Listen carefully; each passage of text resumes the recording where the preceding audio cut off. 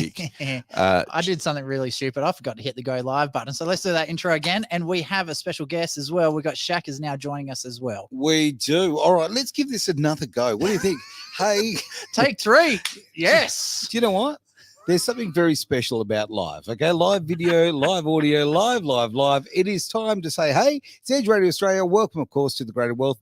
Over there in my far, I'm going to say the corner, okay? But no one puts the baby in the corner, and we certainly don't do that with Derek Whitaker, mate. Great to see you. It is your show, The Greater Wealth. Thank you, mate. Big stuff happening this week. Yes. We're going to be having a big global perspective, and then we're going to get into the now, which is affecting people right now. And I'll get to that in just a minute.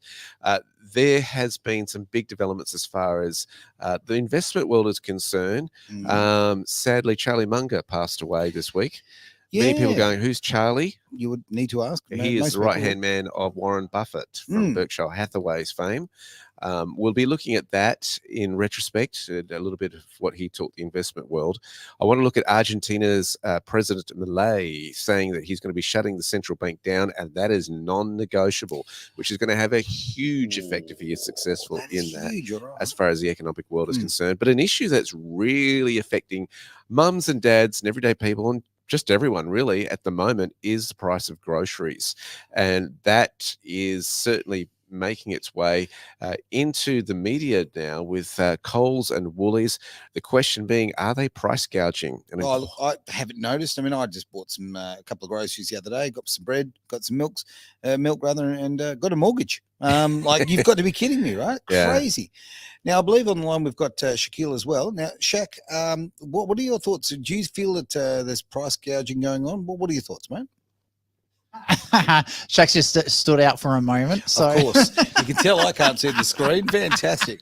All right. Well, okay. Well, I'll ask you then. The shaved monkey's getting into it. Let's do this. Well, so the good news is we are streaming live into the world of social media. Fantastic. So I'll check the live broadcast in a minute. I love it when like 3 minutes before the show, it was about 30 minutes. We tried to rewire everything. So sorry about me, mate, guys. That's Aaron's fault, not mine. Web of lies. Anyway, price gouging. When Audi and IGA for a lot of meat cuts and Shak's back end up being a good 10 to 15% cheaper than Coles and Woolworths, and they're posting record profits and all this sort of stuff. Like, how can they not be price gouging? And then you take it even further. So obviously Woolies, Shell, Coles and all that are getting into the fuel game as well. Yes. If Tuesdays is the cheapest day for unleaded in WA, well, near my place it is. Sure. How's that not price fixing? That's the one I've always like, how? Because like I've done work with a petrol station. I won't say which one just in case there's legal implications for it. Okay. But they get fuel deliveries nearly every day. Sure. So they can't be saying that, oh no, we're paying this much for the fuel, so that's why that day is cheaper.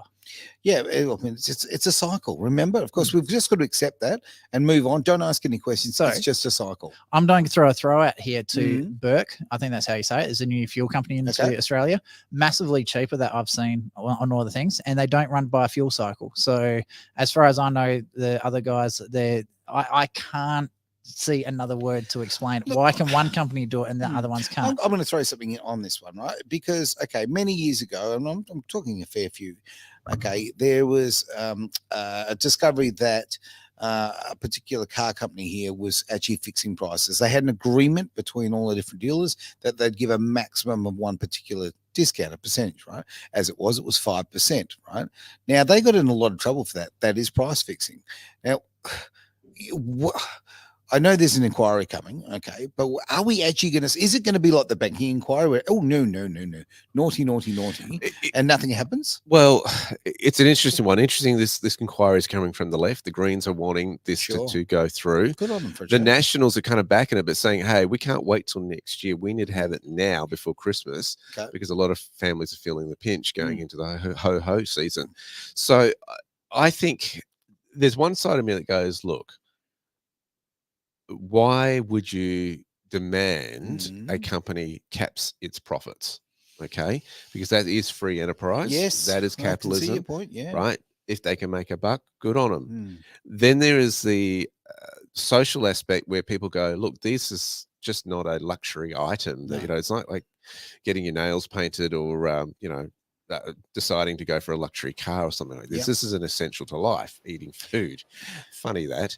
And they're saying, look, this needs to be looked at. I think there's a balance between the both, because obviously businesses have to make a profit to stay in what they do and being able to provide what they do. We can't expect a business to run at loss. Sure. Okay. But are they exuberantly profiteering because of the fact that inflation was a factor, but now those prices have come back down and they're not adjusting accordingly? I think the healthiest result of that is competition in the market. There just aren't enough players in this space in Australia to actually give that alternative. Now, I hate big government. We do have a guest online, so we do have Shak with us as well. Okay. I did send him a PM to see if he wants to jump in on this one, and he said yes. So I think we should throw it to Shak, and I know how much he loves being on the big screen, so I'm going to leave him off the big screen for now. All right. Well, Shak, what's your thoughts? Now, if you could make sure you turn his audio on, that'd be great too. I appreciate yes, Mr. Malloy. Is his audio on? Yes. Well, certainly we'll find out, won't we? Can you hear me? There he is. Right. Yep. So, well, first of all, you lefties over there whinging about the profiteering of the big corporates. Now, I'll agree with Derek. What we need is more competition. What we don't need is an inquiry. And I have to tell you, when Aaron says good on him, the Greens, for heading up this inquiry, on what planet do you believe that an inquiry or a result of the inquiry run by the Greens is going to result in a better outcome for Australians? This is never going to happen. And let me tell you why. Let me tell you why. Because if they lower prices, they're dumping goods. If the prices are too high, then they're profiteering. If they collude together, well, it's collusion and it's anti-competitive. We need to have more competition. At the end of the day, what we have seen is an increase, not just in the raw cost of the products, but the transport costs, the wages costs, the compliance costs, etc. Plus, an increase in the amount of money that they have to piss away by backing government programs, right? All of that comes at a cost and you're paying for it. So either go down to your local farmers market or insist that the government allow more competition into this market. But I don't believe that the idea that, government's just, that these big companies are just profiteering, I don't think it's true. And the sad thing is, yes, people are hurting. People are absolutely hurting. But you know what? Woolworths at one point, after they wrote down Masters, lost $300 million. And we certainly didn't say, okay, we as a taxpayer should give them extra money to keep their business ahead. Right now is a time for blockbuster profits for them. In a few years' time, when the profits are not so high, or perhaps they've overinvested, we're not going to be sitting there saying we should bail them out. Look at Myers. Myers have had to shut a heap of stores around the country because they couldn't afford the rent because people weren't buying from retail shops as much.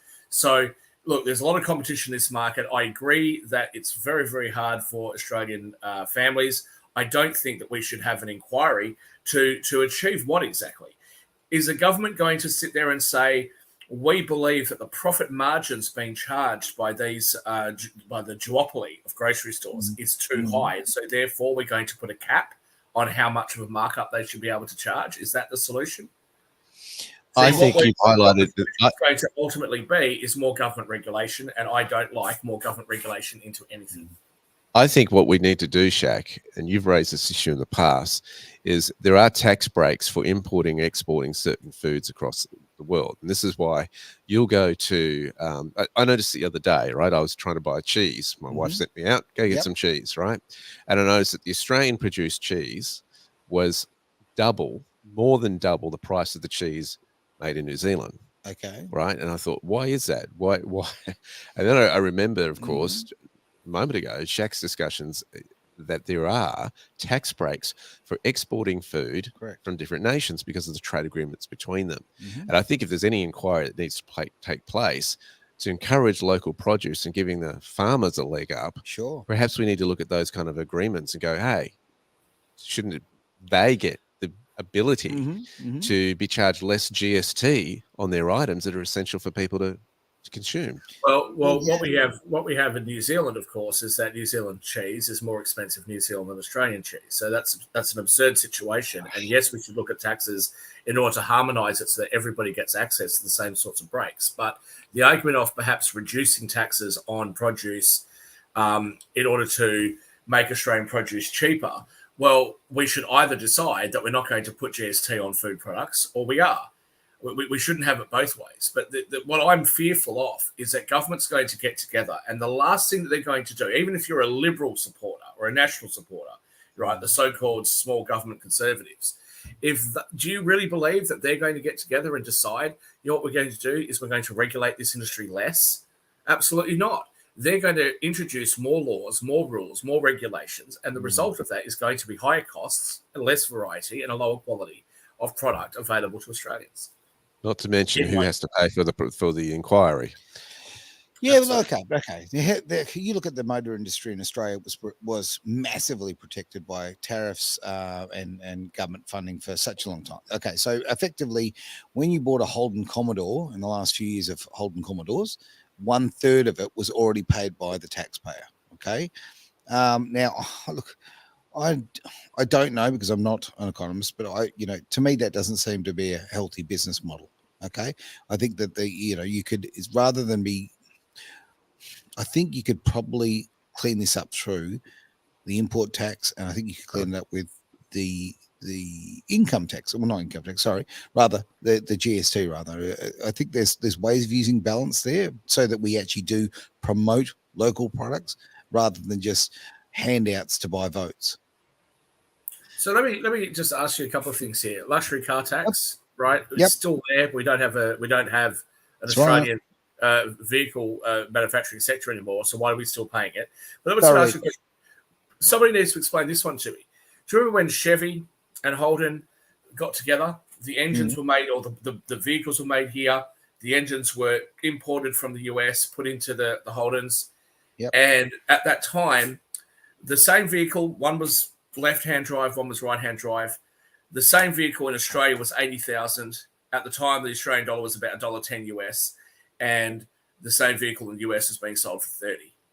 Yeah. Now, I don't know about everybody else, but I'm sick and tired of being ripped off by bullshit regulations.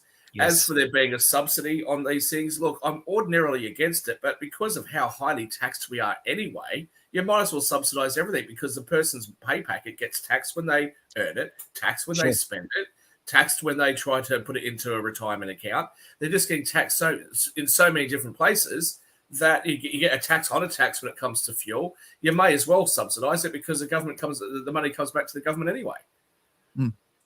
So we do have Gus has tuned in as well on good old Stalkbook. So he just threw the question out there: do you think Coles and Woolies are price gouging? So certainly, price gouging. The same half price specials are popping up fortnightly: $4.50 in 1 week, then $9 the next, then $4.50. Arnott's Crimpy's classic examples, while Aldi sells a large packet every day out at $3.29. So you're getting twice as much for half the price. Wow. So I think what you've also got to look at too is, with inflation, the prices actually, for a while you're still paying the same amount, but the packet's getting smaller. So you might be paying 500 grams 1 month, and then later on for the same price hasn't gone up, but you're getting less for what it buys you. You're paying 450 grams at what is it? Let's say $5, right? Yeah, okay. And that's where it starts. And I've been watching how Snickers bars are getting smaller and smaller and smaller over the year. And originally it was like, we're doing our best to fight obesity. I'm like, yeah, right, you are. You want to sell more chocolate, and let's admit the truth. We've got two guys here who are clearly winning the battle against anorexia. So help them beat the battle against anorexia. Do you know what, though? It's the biggest load of bull anyway, because I know, all jokes aside, I don't eat that crap. Well, I do a little bit, but very, very little. Okay, I eat lots of it. I don't. Oh, well, I don't. Yeah, exactly right. You skinny little bugger. But okay, I don't eat that stuff. I'm not encouraged. So you know what? Stop talking about the fight against obesity. You're not going to carry on. You know, there's the sugar addictions and that. These are horrendous for people. I think it's preservatives is the main killer. Yeah. There's just so much going on. But what I'm getting at is, stop the virtue signaling. Okay, this is all said and done. When it comes to a product, people have a price point that they're willing to spend, and they're making the product smaller and smaller to match that price point. Simple as that. Yeah. I've been an advocate for a while. Grow your own food. Yeah. Because one, and look, I'm preaching to myself here. I need to get on with doing that. Okay. Your yard's big enough. The yard's big enough, but it's funny. You go, well, it's a rental. We might be moving at this point. You don't want to put anything permanently. So I've been looking at those hydroponics type systems. And, the hydroponic systems, hey? Absolutely. Nudge, nudge, with the grow lights. Yeah. I'm going real hippie now. You don't grow tomato plants, aren't you? Special tomatoes, Travis. Absolutely. It's for medical purposes. Absolutely. But, you know what? First of all, I'll just say in relation to the anorexic comment, I will remind you that Tess Holliday is in fact anorexic, according to her, and the wokesters. Tess Holliday, the big fat model, that lingerie model, whatever she is, which is like a size 420. Congratulations for beating anorexia. But I'll just make a couple of comments. Well, one, Derek, it sounds great. It's very idealistic to eat your own food, to grow your own food. However, in fairness to all those wokesters that live in inner city Melbourne, Steve Pether's favourite place, they may not have the opportunity to grow their own food. They should still be entitled to be able to purchase food at a reasonable price. To Gus's comment, our viewer, I'm not saying that price gouging doesn't occur, right? If I can charge you a higher price for something than my competitor, and you're going to buy it off me, I'm going to charge you as much as I possibly can. And of course, these companies are going to do the same thing. I'm not saying it's morally right, but I mean, what do you expect them to do? But the question is, what do you suppose government or society should do about it?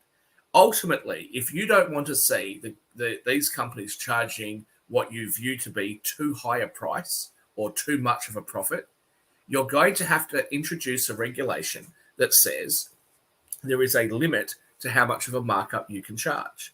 Is that something that you would actually like to see? I'm not trying to be unsympathetic to people that are struggling right now, but is that the kind of government intervention that you would like to see? And if so, do you think it would work? Yeah. For me, this is black and white. I understand. No, I don't want the regulation. I think the regulation is a problem. In fact, I think lower regulations would mean that there would be more players in the market. And also I think it's a cultural thing too. So I'm not growing my own vegetables. Certainly not now. Great segue there. So Aaron's GoFundMe account to help him rebuild his life and buy clothes and furniture and stuff is actually in the chat. For those who don't know, his house burnt down. Yep, in the fires up north. So I did put a comment in there without Aaron knowing. I didn't know, but okay. And I wasn't even going to go there, but okay. Look, we don't want the fire roasted tomatoes, please. No, we don't. And to be honest with you, please donate to it because Aaron needs some long pants because I can still see straight up his shorts. Oh, for goodness sake. All right. Okay. Where I'm going on this, he let the boys loose. Okay. Here's the thing, though. All right, I make an effort. To go to now. Don't get me wrong. I go to the big supermarkets and that sort of thing. I shop around, okay, but I also buy local, and I go to the small. How local, though? Okay, well, there's a shed that's about 2 kilometers from here that I actually stop and I buy a box of fruit and veggies from there. Okay, there's literally a shed on, I think it's East Road. Okay, great quality, prices are reasonable, that sort of thing. And I know it comes from the local area here in Wanneroo, right? Well, most of it does. It's all WA. It's the main thing. From the cultural point of view, it is you who makes that decision, right? And I know it's convenient, right? But okay, convenience comes at a cost. And also, I love all these people who talk about the environment. Oh, well, the environment, and then go and buy a lettuce in a plastic bag.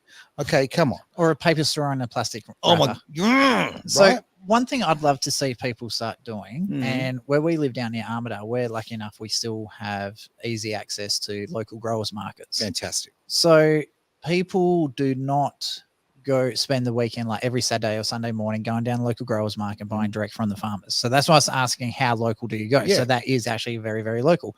The people in the city don't have that option. There's no local growers market in the city. So I think this is actually... There's one not far. Claremont Growers Market. Claremont Farmers well, Market. there you go. I live in Florida, Netherlands. Yep. Is it still there, though? That's the question. So how easy... I think there's natural... There is a very, very opportunity moment here. I think, well, God, we Uber eat food, we Uber eat prostitutes now, we Uber eats whatever. So like, why can't we now start having the growers market connected to like the Uber Eat programs where you just do your shopping? Because I know Spudshed does it. You can get the Spudshed to actually deliver your food for you. So why can't we start having farmers onto things like Uber Eats where someone drives out? They are doing that. There is a company that is starting to do that. So let's start promoting those sort of things. The fish market delivers too, which is absolutely fantastic, because that's some of the best fish I think in Australia comes from the City Fish Market. I do have a question for Travis, as somebody who's never actually had to pay for it. Normally, when you get something from Uber Eats and it's not up to standard, you actually can get a refund. What about these Uber Eats prostitutes? Is there a satisfaction guarantee with it, or you just? I don't know. So, as a married man with a fourth kid on the way, I'll save that for the single man with the veranda. That's okay. I'm happy not to pay for it and stay single. Thank you very much. Yeah, that's exactly right. You know, I'm going to make a terrible joke there. I'm getting away from this. The thing, okay, they do deliver. Now let's use this budget. I know this. Okay, we'll use it as an example. Right? Oh, come on, they're a great WA company. They are. Like, they've succeeded against all the majors. So absolutely. Now I'm going to tell you something. Right? I used to live in Wellard. Very, very lucky back when rural kind of semi-rural kind of situation. Fantastic, and probably. 10 minutes drive, if that, was the original Spudshed in Baldivis. Now, I used to go down there. Yeah, used to go down there, and I would go. Pinjarra. No, there's another one down Pinjarra way. I believe that was the second. If you're an expert, okay, on the Spudshed history, please let me know. Because I was living in Mandurah then. He purchased the old weekend markets. Yep. And that was literally a shed. Okay. Yes. And they had all the stalls in there. So he brought them all out and put his spuds in it. It is my belief that was the second one, but I could be wrong. So anyway, my issue is this, or my point is this, is that I used to go to this rough little shed, okay, the concrete was, like you could let go of the trolley and it got a mind of its own, all kind of Trolleys do that anyway. Yep. But I went down there and I would shop, and apart from the fact that I would get great bargains and all that sort of thing, but I was getting fresh, local stuff. I could literally look next door and the potatoes are coming out of the ground, right? So, okay. Now that has grown and grown and grown. That is a great example of capitalism. All right. Simple as that. And taking on the majors and giving people an alternative that's doing that. So I would say to anybody, please just get away from the majors as much as you can. I understand that you've got to for some things, but just get out there and use different culture, I guess. I think the farmers markets is a great idea because you can get fresh food and you can talk to the grower themselves and find out how it's actually made. Yeah. I think this is the biggest problem with the big supermarket chains is that I've heard from people who work in these departments. I've got a client who used to work in there. The stuff they spray on them and it is just atrocious. And because you've got to remember the whole challenge of that is how do you keep it fresh from the field to the supermarket shelf? And that's the big challenge. And of course, they centralize this, and these things are sitting in freezers for months on end in some cases, and some of that fresh produce. So I think the danger is that some people think, you know what, my budget's tight. I'm going to go cheap on food and look for buying cheap food. The danger with that is that sometimes you're damaging your health by doing so. Of course you are. And I think if you can spend a little bit more on the food and get good quality food, it's going to fill your belly more, but it's also going to reduce your health costs in the medium long term. And I think people forget that. And I know it's easy. It's easy to say that when you're doing okay, but when things are tight and people are trying to make every dollar go as far as they can, they've got a limited income, which is why at Blue Sky Factory we talk about setting yourself up to have unlimited income. Sure. But that's the biggest danger, is that then people start scrimping on their health. And I think we've got to really be aware of that, because what you're putting into your body is going to determine how much energy you have, how much brain fog you have, how much focus you can actually give to the work that you want to do in doing your life purpose. And I think that's something you've got to really be aware of. 100% agree. If I can say a couple of things on this. It's such a shame that when you look at the United States, and we're fast becoming this way here in Australia, we're not quite there yet. In the United States, the biggest indicator of poverty is obesity. And that sounds ridiculous. If you say that in Africa, they're like, what are you talking about? Generally speaking, because food is so heavily subsidized and all this other crap, the cheaper foods are really bad for you. And actually, if you're overweight, generally speaking, the more overweight you are, the more likely it is that you're poor. Now, whether the overweightness is a causal effect of being poor, or whether it's you being poor that's a causal effect of being overweight, which is what I would argue. That's a very interesting part of our reflection of what's happening.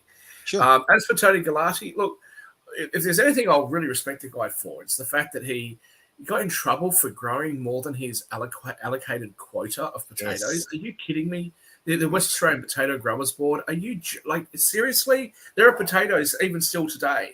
There are food products that you can get in the East Coast that you can't get on the West Coast. I'll give one example. Envy apples. One of my favorite apples. I tried them. I thought these are fantastic. Those are the apples that I buy now. Told my old man about it in Western Australia.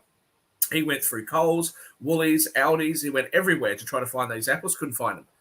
Found out they're not being sold in WA. I mean, what sort of quarantine rules is this?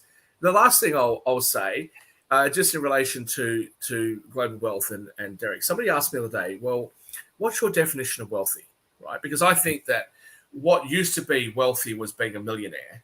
And then I said, maybe 5 or 10 million. I don't know. That's where you need to be. And so I said, well, what actually would be your definition of wealthy? And I said, there isn't actually a set figure. Being wealthy is to have enough money coming in that you can sustain your lifestyle and have a little bit extra on top. If you can do that without having to worry about money, and not just sustain the lifestyle that you have right now, but sustain the lifestyle that you want, then I think that you're wealthy. And that is achievable. So when people sit there and they try to look at their future and go, I need to have $5 million or 10 million or 100 million, or I need 500,000, whatever it is, what they should really be focusing on is how much do I need coming in each week where I could be comfortable. So most people say, I'd like to own my own house outright, be able to have a couple of new cars every couple of years, and be able to afford to pay for all the things that I want to do, my holidays, et cetera, et cetera.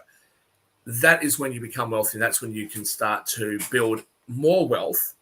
And I think you become a better person because you're not as stressed. And that is an achievable dream for every Australian if they put the work and effort in. And I think Australians almost fear it, mate. I think a lot of Australians almost fear that getting into that position because they have the tall poppy syndrome and all that sort of carry on.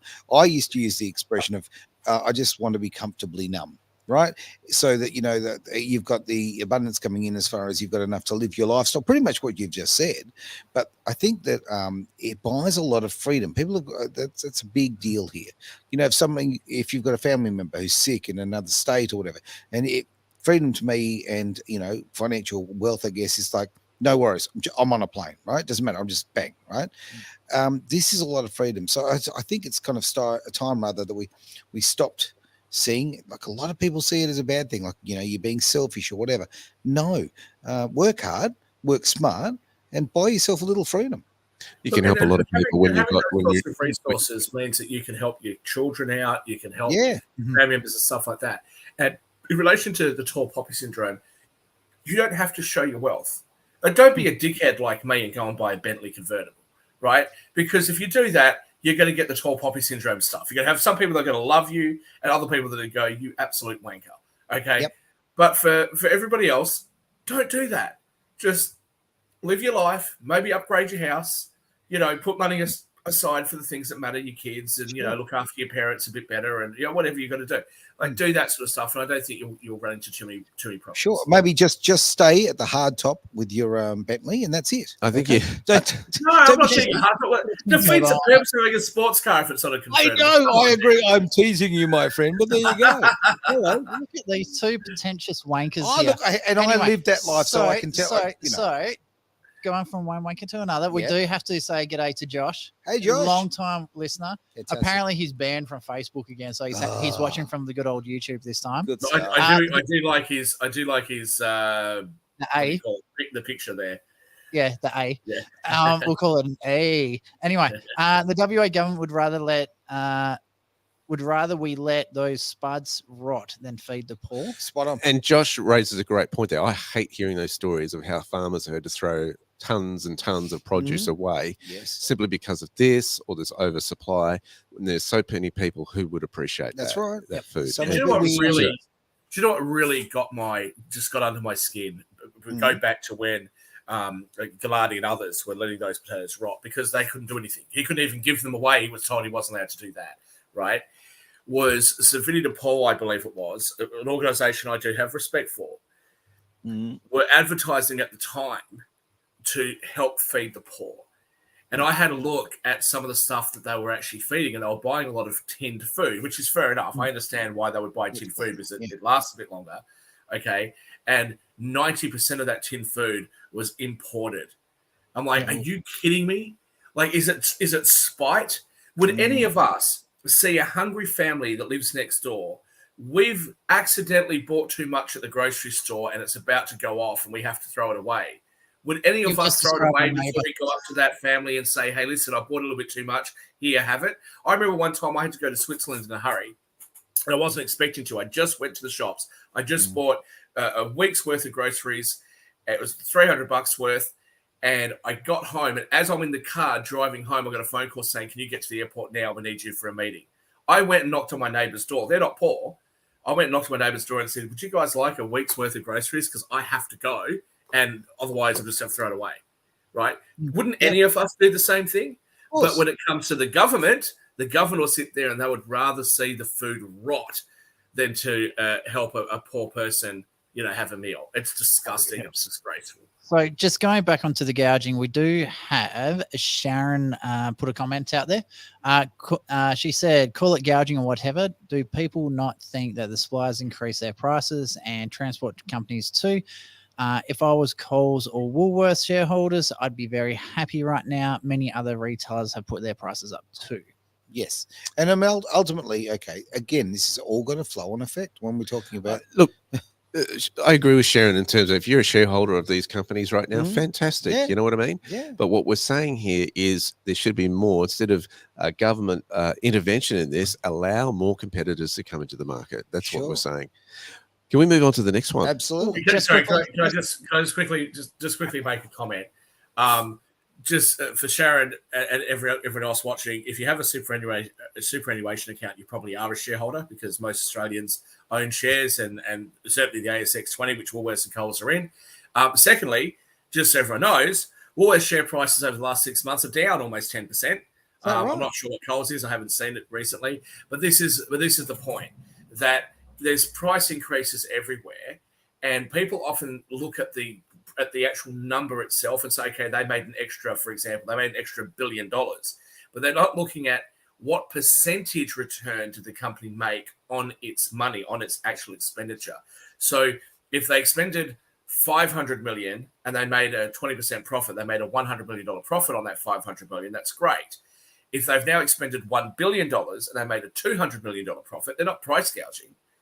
Yes, they made $200 million, but they made the same percentage return on the money they expended. I don't think the problem lies with the retailers. I think the problem lies elsewhere. So just quickly before we do go to a bit of a break, where to go? We do also have another really awesome YouTube channel that we need to support is Courage is the Cure is tuned in as well. Absolutely. So that's Robin from... Yeah, it's Robin from Courage of the Cure. So, yep. So make sure you hunt them down. Robin, if you're still in the chat, throw a comment onto your link and we'll try and send some other people that way, because one thing I really want to see, especially on the alternative media side of things, I think everyone needs to jump on board of each other's bandwagons. We've got to support each other. So that way we can trick the algorithms, we can help each other build it up so we can actually get the followers out there, and then the stories that the mainstream doesn't want to talk about will be able to be spoken about. Fantastic. Just like we're doing our Edge Radio Australia. Oh, let's change subjects, my friend. We're not going to have a break today. We're going to go all the way through. So for editing the break. Welcome back to Edge Radio Australia, because Aaron didn't want to do it because he lost his house. GoFundMe is in the chat. Let's throw it back over to Derek. As far as the investment world is concerned, it's been a big week. Charlie Munger has passed away. Now, some of you might be thinking, who is Charlie Munger? I had to ask. I know. He's the guy that Lake Munger was named after, right? So this story sounds a bit fishy. Are you sure you haven't knocked someone up? Charlie was Warren Buffett's right-hand man at Berkshire Hathaway. And it's really interesting. Of course, you get all the articles coming out as to what his investment style was. And I want to have a little bit of a look at that. But what's interesting before I go into that is he never had what they call a fancy mega house. Right. Now, he lived in the same house for 7 decades. And I've been looking at what his house would have cost at the time that he bought it. Round about, I think it was 1958. Now, he bought it in Omaha, Nebraska for $31,500 in 1958. Now, that was not the average house price around that time. To be fair, the average house price around that time in Nebraska was $5,918 in 1950, so 8 years before. Adjusted for inflation, that's around $67,177 in today's money. So you can see that he actually bought probably 5 times more than the actual average. So it wasn't a little love shack. I mean, look, put this in perspective. Graceland, okay? Yeah. Come on, Shak, hang on, Shak. Come on, just for the people watching at home. No, I'm not doing it again. I'm not doing it again. Oh, coward. Elvis's Graceland was purchased for $100,000. So that put that in a little bit of perspective. Yeah. Back in the 50s. So that's what you've got to keep in mind. And okay, so he didn't have a mega mansion, as they say. Why? Well, they reckon that they just basically thought that people aren't as happy in really fancy houses. This is their claim. I don't know how true that would be, but that's what they said. So what they would observe is a lot of people doing that, and they quote, having a really fancy house that's good for entertaining 100 people at once. It's a very expensive thing to do, and it doesn't do that much good. Okay, yes, you can hire a venue for a lot less than holding costs of having a big house and that sort of stuff. I think what you got to remember in this is that your house is not a asset per se. If you own money on it, the bank owns it, it's costing you to hold that. It's actually a liability to maintain it, and the holding costs there. And I think a lot of people forget that. It's particularly in the real estate spills where, hey, this is your greatest asset. You're buying your home. You don't want to get this wrong. It's spin. It's actually your biggest liability in my view. Yes, it's backed by an asset that's real estate, which is generally always in demand. But just bear that in mind. So next time, because obviously I'm home shopping right now, and I'm not even joking. Not intentionally. No, but so I'm literally, and this is not a joke. It looks like I'm going to end up in a caravan. Okay. No, please don't. That's my best option. That's not what's going to be happening, Aaron. But anyway, we'll let you continue on air. It appears to be my best option. Okay, but I'm just wondering if I can actually entertain 100 people in my caravan. You're just wanting a broadcast, man. We know that. That's what you're doing as a tax write-off, right? I would do anything for an edge bus. People saw your dance. They loved your dance. I think we need to get a few hearts in the chats for Shak's dance. Exactly. So I just want to come back to this absolute bullshit drivel which comes from these leftist billionaires, right? Because Warren Buffett also still has his own house. Unlike Charlie Munger, though, he also has like a $30 million house in California. But this sort of rubbish, we should have an inheritance tax because, kids that grow up very wealthy that have it all handed to them, they always end up as screw-ups. And, you're doing me a favor by not allowing me to hand my money to my children. Rubbish, right? Imagine being married to Charlie Munger, right? You guys are billionaire. And you're like, hey, listen, sweetheart, how about we get a bigger house? Oh, no, better not do that. We'll make ourselves happy. Let me ask you, Aaron, going from the house that you had, which is relatively big and luxurious compared to, the way that 2/3 of the world's population live, do you feel happier now at the concept of living in a caravan? Aren't you just jumping for joy and going, oh, this is amazing. I am so much more fulfilled. I mean, it's this sort of absolute bullshit which constantly gets told to us. Warren Buffett. It is insulting. It is. You won't be able to jump in a caravan. First of all, you'll hit the roof. Secondly, when you hit the ground, you snap an axle. But maybe he can get a tall tent and go glamping. I'm sure he's still not going to be happier. Warren Buffett has given away 75% of the shares that he owns in Berkshire Hathaway and his net worth to charity. Now, I'm calling bullshit on that, but let's just say it's true. Imagine saying to your own children and your grandchildren, listen, I am one of the most successful people that ever lived, and I'm not giving you shit. I'm giving it all the way to other people. Can you imagine what kind of depravity you'd have to have? Mm-hmm. Secondly, I'll just say, and I'm not going to go any further down this line, where exactly did that money go? Because it seems like it went into an awful lot of foundations that don't seem to give an awful lot of money away, off which some of those assets, I believe, can be backed out. And because they can be backed out, they can be borrowed against. But I'm not going to go any further down that path. I'm just going to say I call bullshit. I think he bought a nice island actually from a guy called Eb. I'm not sure. Okay, So no, let me jump in the first. In fairness, it is a pretty looking island for a leisure island. If you do want to learn about different options you have available just before you pass away and what to do with things, blueskyfactory.com.au has some great financial education courses. Yes, this is not a paid promotion. We're not getting paid for this shit, Derek. So come on, hurry up, pay us some money. Anyway, I'll also add that Global Wealth Club with Warren, not Warren Buffett, but with Warren Black, can also assist you in addressing some of these issues, like the very modest and moderate and small tax increase the Labor Party promised that they wouldn't do on superannuation, where they doubled the tax from 15 to 30% over 3 million. Okay. I would like to talk about some of the summaries that these guys looked at in terms of their investments. And Shak, I'd also like you to weigh in on some of this, because some of it, what you've got to understand is Berkshire Hathaway have a typical accumulation style. Okay. All right. So not everybody's personalities are accumulators. And I think we need to recognize that up front. So what that means is they acquire, buy lots of shares, and hang on to them for a very long period of time. Traders, on the other hand, are in it for, there's the movement, bang, we're out, take our profit. And they see safety as in, hey, we got out and banked a profit, as opposed to hung in for a long time and ride the ups and downs of this asset. So with that in mind, some obviously editorials have come up about Charlie Munger's investment style. And one was this: the big money is not in the buying and selling, but in the waiting. What do you reckon about that one, Shak? I'm going to throw these at you. Quick responses. I wouldn't invest the way that Warren Buffett has, and no disrespect to the man and Charlie Munger. I think that what they've achieved has been fantastic. Just please, everybody, remember that what they started off as was an insurance company, so they needed assets that were going to have long-term value, where money could be tied up. They had long-term investing horizons. What their model has worked for them. They've turned Berkshire Hathaway into an incredibly valuable company, and good luck to them. But in my personal opinion, trying to buy all the books so that you can invest like them isn't necessarily going to work. And if you are like me and you're a little bit impatient, I don't want to be a billionaire in 30 years from now.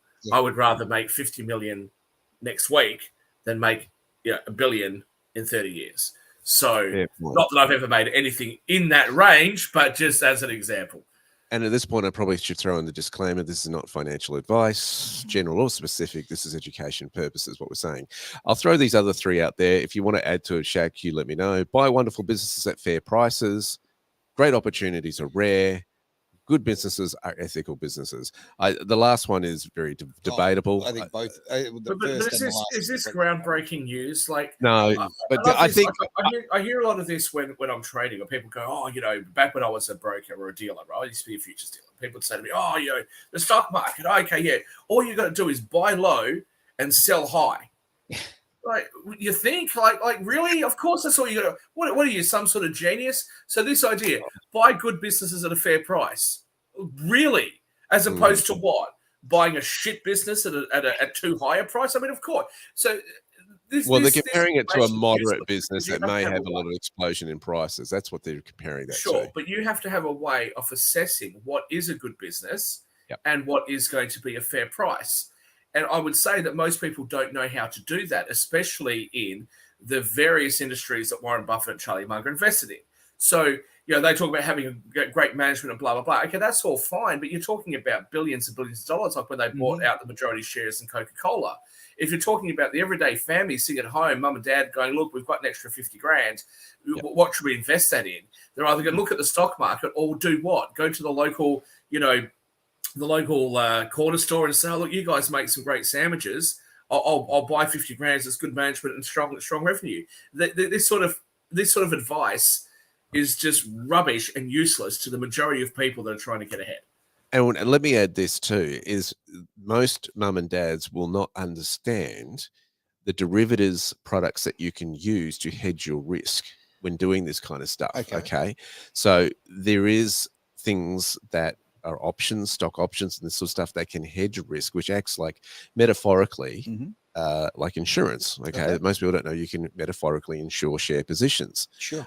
This is powerful when you begin to understand this and to put it in this kind of journalistic scenario without understanding these kind of backgrounds, it's just literature. It is, and that's what we've got to go by. So yeah, we teach this stuff at blueskyfactory.com.au. If you want to find out more, I'm happy to give you a 15 minutes of my time to go through it and talk further. But I think you've got to take this with a grain of salt when you read this stuff, guys. And Shak's very, very right in terms of buying a lot of these investment books. Be aware of that. All right. Well, I mean, again, what's the point of teaching somebody something that, one, they can't do, and two, that may not necessarily fit with their investment? It'd be like somebody saying to me, look, I make a fortune importing cars from the United States, doing them up and selling them here. Shaquille, you should get into that business. Look, as profitable as it may be, I don't have a clue what I'm talking about. Oh, but I do. Hang on. You do. Right, but now I have to trust you and your expertise, right? And if I'm a mum and dad and I've got 50 grand to spend, do I want to spend it on that, or do I want to spend it on something that I have a little bit more expertise in? Yeah. And this is the problem that people need to understand, especially when it comes to their investment horizons. Everybody can be a guru, but for you personally, look at your own strengths, look at what you know, and don't be scared that everybody else knows more than you. Just stick to the things that you know and study that and trade that and get involved in that sort of stuff. You know, we have, just to get back to government and bullshit regulations, when I was a late teenage, early 20s, there were a number of people that were selling options trading courses, one of whom, well, actually several of whom, made TV advertisements, the TV stuff late at night that they used to do. Now, one of the things that they talked about was renting out your shares. Now, ASIC, the regulator, has now said quite a long time ago that you are no longer able to promote options selling as renting out your shares. I understand where ASIC is coming from. I've never actually told clients that it's renting out your shares, but I understand why they were trying to teach it to people that way, because it was easier for people to understand. Sure. So the government comes in and says, you can't do that. Okay, well, how would you like it to be taught? But they don't have an alternative. So they tell you what you can't do, but they never give you an alternative. And as a result, I believe that people have found options trading and other derivatives to be really complicated and hard to understand, because people that try to teach them struggle to break it down in easy to understand bits so that people can get it. And Derek, I've seen some of Derek's courses. Derek does a fantastic job of breaking it down and making it easy to understand. If I tried teaching options trading, it'd be a disaster. But I think the government has a lot to answer for, because people should be empowered to create their own future and to build their own future and drive their own financial future themselves. I'm just going to ask a question before we move to the next subject. I've seen you very, very busy on your keyboard there. Can we have some questions from the audience? That'd be magnificent. A lot of them we've already covered. Okay. So Josh also said, going back to Warren Buffett and his company, he had 3 islands apparently. So I don't know if that's accurate, true or not. A message from Robin just saying thanks for putting her channels up in the chat as well. Sure. But a lot of it is more about, I chucked in the link to Global Wealth Club. So if you want to learn about the tax side of things, Warren Black is an absolute genius in it. I think we'll send Warren the bill for that. So, let's do that.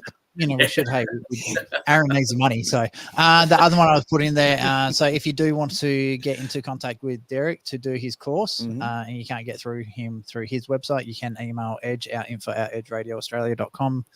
I believe there's even a link on our website. You can click on that. Possibly. I haven't checked for a while. And just put the subject line of Derek's classes, and then we'll be able to follow all the details. And I'm going to give a little personal recommendation, because I've done one of the courses. I've done both. Yes, I know. I'm far more basic. And it will change your life. Simple as that. I'm not going to give financial advice. I'm just telling you right now, you will look at things very, very differently. Even forgetting about the financial side, just literally, it's just a great way of grabbing life by the proverbial. Thoroughly agree. Thank you, John. I'll recommend it. And please do not try to get in contact with me at all. Hate mail also directed at radioaustralia.com if you're not happy with me. Okay, so one other thing I do want to put in there, just something again, legal disclaimer. Go.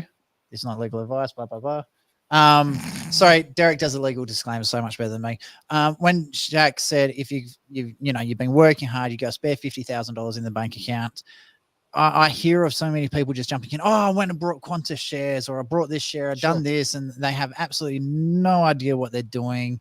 And then the next thing you know, they've lost everything. So please, please, please, please, please, please take the time, get some basic financial understanding and under your belt. The education systems just do not teach it anymore. No. So please invest in yourself before you start investing in any of the markets, because if you don't know the basics, you are going to get screwed over big time. Let me just say this. Just for a disclaimer, there's three skill sets here in terms of finance. It's one, making the money. Number two is keeping the money. Yes. And number three is investing the money. Each of those are three different hats to wear, and they require three different skill sets.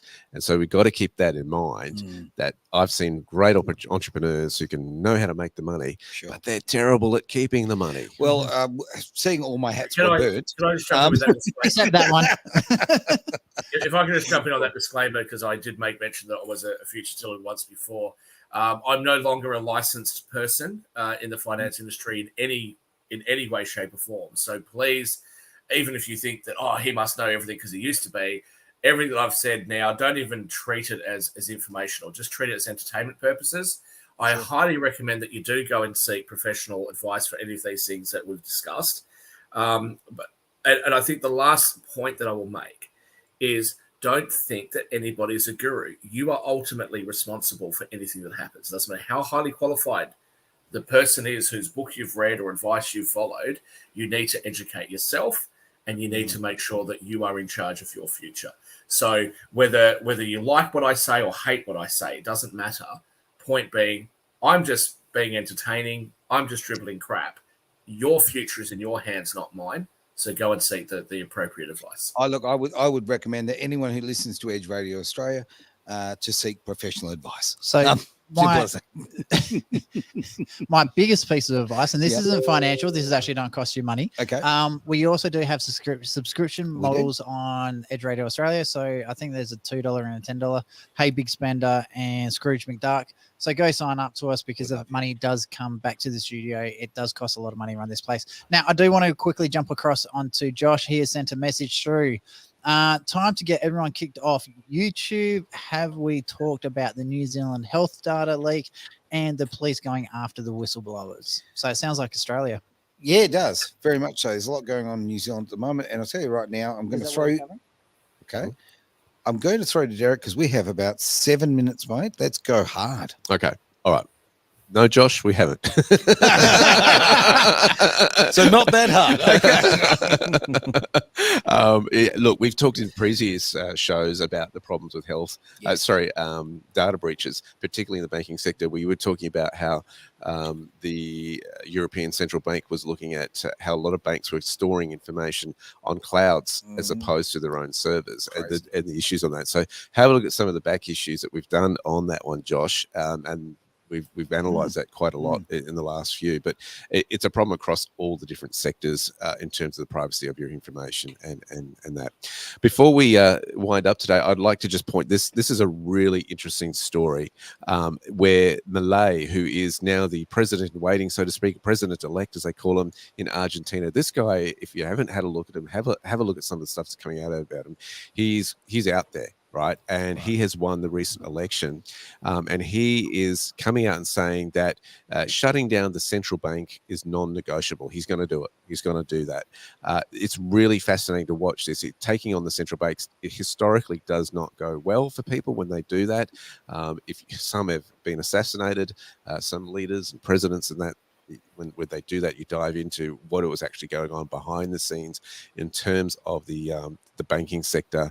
That is a biggie, a big call. Now, I'm not saying that this is going to happen to this gentleman at all by any means, stretch of the imagination, but historically, this is a big, big call. Now, some of the major hurdles that they're saying for him to implement some of his more radical reform plans, which include dollarizing the economy, shutting the central bank, and privatizing state companies like YPF, which will take them time, if they can all be done at all, some commentators are saying his Libertarian coalition has a limited number of seats in Congress and no provincial governors. He's also got to juggle the demands from the more mainstream Conservative bloc, whose public backing was key to him winning the runoff election last week, as well as a Conservative media who backed him as well. So keeping all those people happy in politics is going to be a real challenge if he's going to actually do what he said he's promised he's going to do. So if he does manage to shut down the central bank, what sort of, is there going to be expected, like there's going to be a flow-on effect internationally? Or will they have to sort of, like when they were talking about leaving the EU with Britain, they had to renegotiate all their trade deals. Is there going to be any of that going on as well in Argentina? I think definitely. Look, let's say hypothetically he can pull this off, right? That is huge. It creates a preempture of what other countries might think. Well, if they can do it, we can do it too. What's interesting at the same time is you've got to remember the BRICS nations are moving away from the US dollar. Let's not forget that. That's a very big player here. Yeah. And what we'll see is a lot of these nations going, look, if you want to play in our playground, this is what we're going to demand. You're going to have to do it by these rules. It's a big call. Can he pull it off? Yeah, he's going to pull it off. But let me just say this. A number of his other policies, I don't think he's going to be able to. The Conservatives have criticised him for being too moderate. Well, yeah, he's a libertarian. He's not a conservative. As for the central bank, look, I'm in two minds as to whether the central bank should exist at all or whether the money supply should actually, be in the free market. I tend to think it should be free market determined, but that's a different issue. But let's have a look at Argentina. If you think inflation's high here, they've got a 140% inflation rate in Argentina. I didn't contemplate that. Their central bank is bankrupt. Okay. Their currency's decreased 500% over just the last 5 years, rounding slightly. Okay. So something had to be done. And what he has inherited from these ridiculous left-wing government people that have existed before him is an Argentina which is in dire straits. And the saddest thing is, if you go and look at Milton Friedman's a review of Argentina in the 70s, when he first started talking about this, Argentina was once one of the wealthiest countries in the world. Argentina used to be amazing when it came to its resources, its quality of life, etc. And that has been screwed up because of people saying, we want to have more government involved in this or that or whatever. And very interestingly, for anybody who wants to look it up and fact check me, this one I know I'm correct about. 40% of the GDP of Argentina is government spending.